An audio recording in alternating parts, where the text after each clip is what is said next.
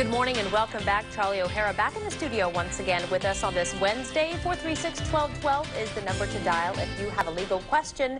And good morning, Charlie. Good to see you again. Great to be here. Well, we have a few calls already on the line. We're going to go ahead and get to those. Good morning. What's your question for Charlie? Okay, my question is, it's a renter's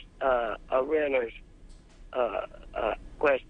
Okay, I was living in this one house, and it didn't have a gas meter. But then the lease contract promised to keep it up to Section 8 code and plus the roof, which is city code. When I moved in the house, no one knew that he had a city violation in the house. I lived there a year and a half, and I was sat and I signed a contract for August. And I think in March, I had to end up just getting out the house. They make Section 8, he failed Section 8 inspection, and then he also, the city came out and found out that I was using the stove to keep warm with, because he had baseboard heaters with Section 8, told him to take them out.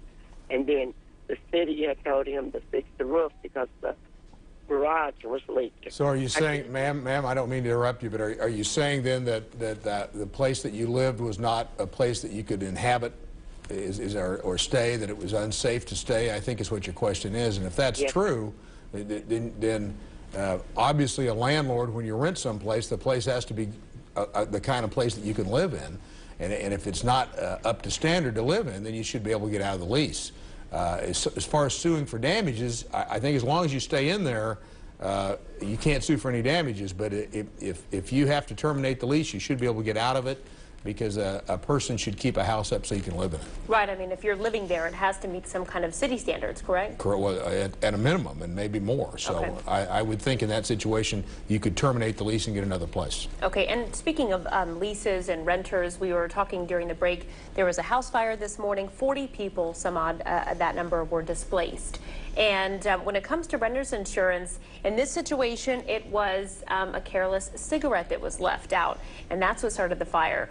What are renters' rights when it comes to damage they could have, had, even if it wasn't their cigarette that started the fire? Well, probably, unless you have renter's insurance, you're kind of out of luck. I mean, the lease would terminate, the rent would terminate, because you can't live in your place because it burned down.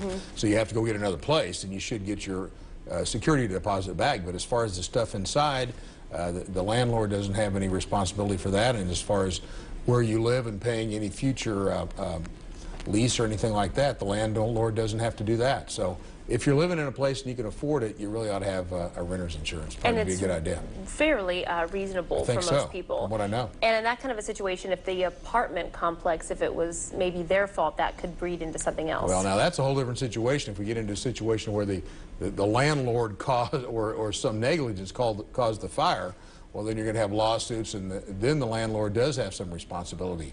But usually that doesn't happen. Most of the time it's somebody living in there not taking care of things like they should. Okay, thank you, Charlie. Good to see you again this morning. Okay. Have a great day.